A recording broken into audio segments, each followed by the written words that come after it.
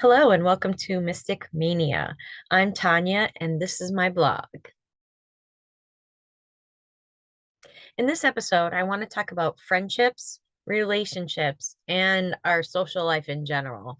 I mean, having bipolar disorder, it could really make things tough. So I thought I'd give some tips and talk a little bit about my experiences and what I have found was a symptom of bipolar disorder by looking at my past, how I relate to others. So I want to start with my experiences and how I realized that bipolar disorder was really interfering with my friendships.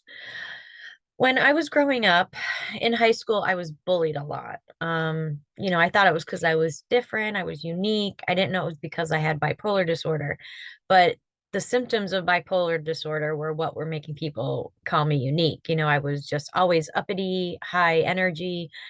People would ask me, "What are you high on?" And I would just say oxygen because I wasn't high on anything. So, growing up with bipolar disorder made me a unique person. I was very creative. I thought outside the box, just would say things and do things that other people wouldn't do, kind of like a maniac. I mean, I kind of like that word because I think that fits sometimes how we act. When you have bipolar disorder, you kind of, you have that mania and you act like a maniac. But in high school, I just remember that I was most unique, and looking back and knowing it's because of bipolar disorder and looking at my friendships, the things I've learned really helped me with my friendships now, and knowing that like I shouldn't be thinking so negative, and I feel like people are judging me, it's really just me judging them. So, I just want to start off with one thing that really bugged me growing up. And let's see if anyone out there with bipolar disorder or friends of people with bipolar disorder can agree with me or disagree with me. Comment below. I would love to hear your stories and your comments. This is just a conversation, just a blog. I just remember I just never felt invited, no matter what anyone said. I mean, they would say, "Tanya, of course you're invited. You're part of the group." But I just never felt invited. Everyone would be talking about the plans, what's going on that weekend. And I just felt like, I guess I'm going to be alone, or maybe I secretly wanted to be alone. I don't know. But I just remember never feeling invited. And when I look back now and think about how I feel about bipolar disorder, it's like that feeling is because of the paranoia, the delusions. It's just that idea that like we're obsessing over, are we good enough? Are we good enough to go out with these people? We don't feel invited because why would they ask us to go? It's a way to be depressed almost. It's a way to avoid confrontation, avoid social interaction, to avoid going out and doing things, because that's what I'm going to get to next is, so not only do we not feel invited a lot, but we also don't show up a lot. So, which could end up making us less invited to things, which actually did happen to me once. And if anyone from my high school is watching this, they're going to totally understand me now, because I didn't show up a lot. I would be convinced, yes, I'm invited. Yes, I want to go. And no matter if it was a month in advance, a day in advance, or a couple days, I would just not show up. I would change my mind. I would usually change my mind that day or night, or like right before it was time to go. And I've watched tons of videos, and like I've heard a lot of people with bipolar disorder, they have the same exact thing. They get to the point where they're almost there and then they just don't want to show up. I've even heard TED Talks where they talk about that. They didn't even want to show up to the TED Talk after months of preparing because of their bipolar disorder. I know I'm talking a mile a minute, and that is also part of the mania, which I'm not saying I'm in mania right now, but I'm definitely feeling good, and I feel great right now. I wanted to make this video. And I think that's another tip I could give people is like, when you're feeling good and you're just like, you're up, that's a good time to be creative. And I felt like I wanted to make this video. I didn't even know the subject. And then something inspired me, and I was like, go make the video. So I just want to help people with my experiences and what I'm learning and how to cope with bipolar depression, with bipolar disorder. Um, so back to, feeling uninvited, not showing up, two things that I feel, with bipolar are just problems with us that we need to fix. And we need to fix it in a way so that, like, for example, not feeling invited, that's coming from self-esteem. That's a self-esteem problem. That's a delusion or a paranoia that nobody really wants you there. Okay. So I always say, instead of paranoia, try pronoia. Pronoia is when you believe that everybody's for you instead of against you. So I love that word, pronoia. And there's actually a book called Pronoia by Rob Renzi that's really good that you could check out. But use the word pronoia and just think everybody wants to help me. Everybody wants me to be there. Everybody wants to invite me and kind of get that mentality going. And the other thing is you could just ask, what time do you want me there? And if they're like, you're coming, then you go, oh, yeah, that could work. I don't know. But don't be afraid and don't, just stay home alone because you don't feel invited. Find out so that you could let go of that feeling. Find out for sure. Were you invited? Yes. Awesome. So you don't have to feel that obsessive thinking of, I don't think I'm invited. And as far as not showing up, I think that's important that we work on that, because when you don't show up, it eventually, I mean, people get offended by that, they get hurt by that. I had some incidences where I had to work and I still made the plans and I was going to go. And then I had to work. And I just remember people were really hurt by that. And I just remember thinking, even if I didn't work, I probably wouldn't have went because I chicken out at the last minute. I just don't go. I tend to do things alone, like if there's a big party and at the last minute, even though I'm ready to go, I'll just go somewhere by myself, go listen to a band by myself. I did that a lot in my 20s. I would just go listen to a band by myself. I just got sick of hanging out with people and doing what they wanted to do. And, so anyways, I'm glad this is just a blog, so I could just say whatever comes to mind. I don't know if anyone's relating to any of this, but people get mad at you and they think like you just don't want to go, but really you're up and down and you're up and down. And I could tell you this one story that just proves that, like, having bipolar disorder it could really hurt your entire life. I mean, it could be a defining moment for you when you want to do something or have the opportunity to do something amazing. And I had the opportunity to do a show at the Hollywood Improv, a stand-up show. And, I chickened out. And at the last minute, I chickened out, and then I decided that I would still go to the show and support my fellow, stand-up comedians. And I had the Uber ready to go. I was all dressed and ready to go. And I sat there for the whole time and just wouldn't press the button for the Uber to come.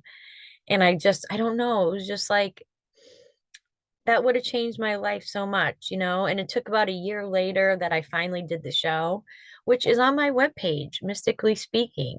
It's my other uh channel, Mystically Speaking. I have two other channels, Mystically Speaking and Skeletons Out, my podcast, my show with Kate. And so I just want to plug those real quick.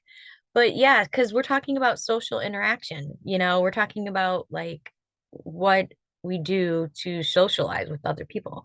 Now, what I do to socialize with other people, I love the camera. I love photos. I love video. I always did, even back in high school. And when I was in my 20s and in my 30s, I always had a camera with me. And I just love to take videos of people. It's a good way to talk to people, to get to know them.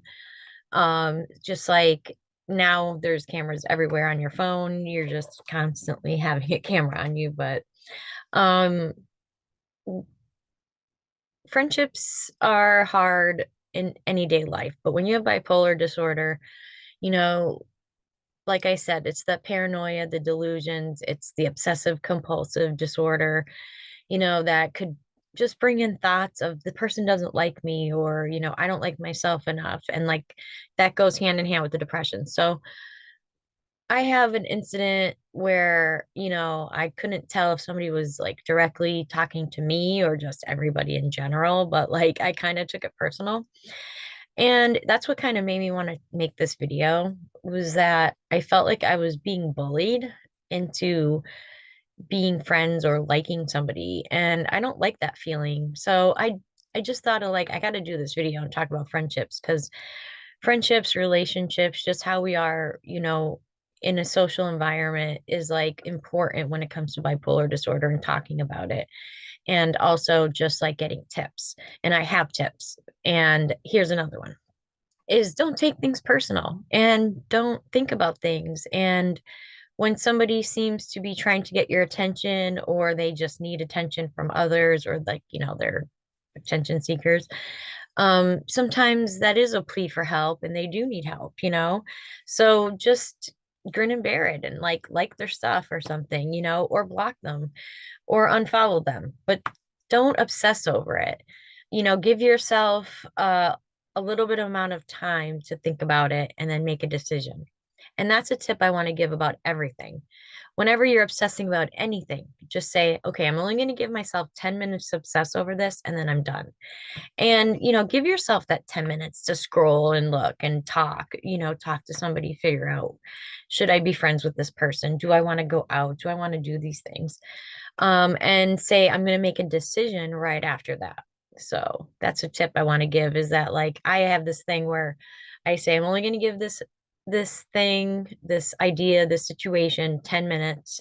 Once I'm done processing that 10 minutes of searching, I'm good. And I have to make a decision. Am I going to, do this or this or this or whatever? What am I going to do?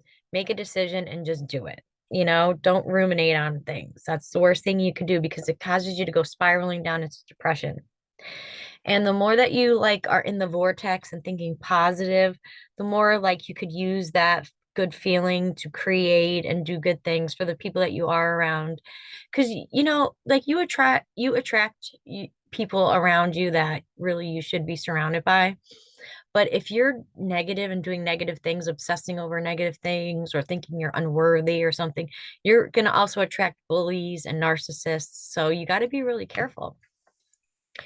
So, and especially with bipolar disorder, because some people might really like your highs, but they don't like your lows, or they like your lows, but they don't like your highs. And like, you got to watch who you're friends with. So, I would say overall, what I've learned through my bipolar disorder diagnosis is that I grew up suffering of bipolar, which if I knew I had it, I think I could have saved some of my friendships and some of my social interactions could have been a lot more fun if I knew I had bipolar disorder because I would have known to look for these red flags. So, someone, if you're listening now and you have it, or you know someone who does and you're friends with them or in a relationship, just remember that, like, if they don't know they have it and they're suffering from it, that they're just paranoid or delusional or obsessing, they're taking it personal and they need a little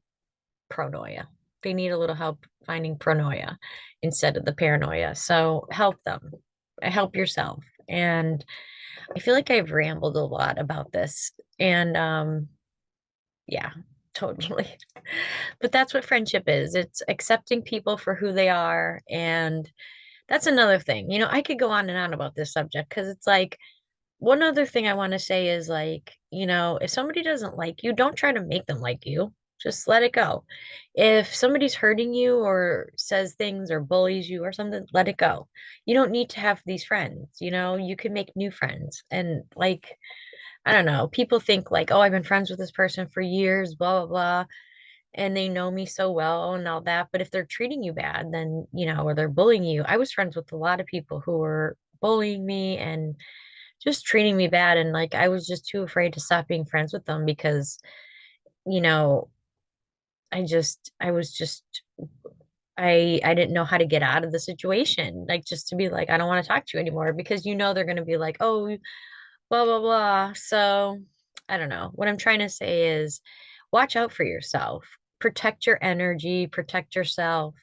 And friendship is something that is It's it's something that should be cherished, valued, and protected.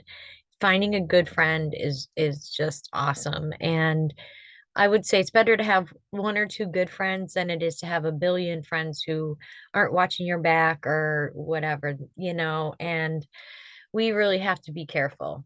And it's really good to find people who bring out our creativity and really listen to us and understand that we have our ups and downs and that we're not always going to be one way, that we're going to be this way or that, and we're not always going to want to show up and to love us either way. And, we'll love you either way. So that's all I got to say, other than rock your magic.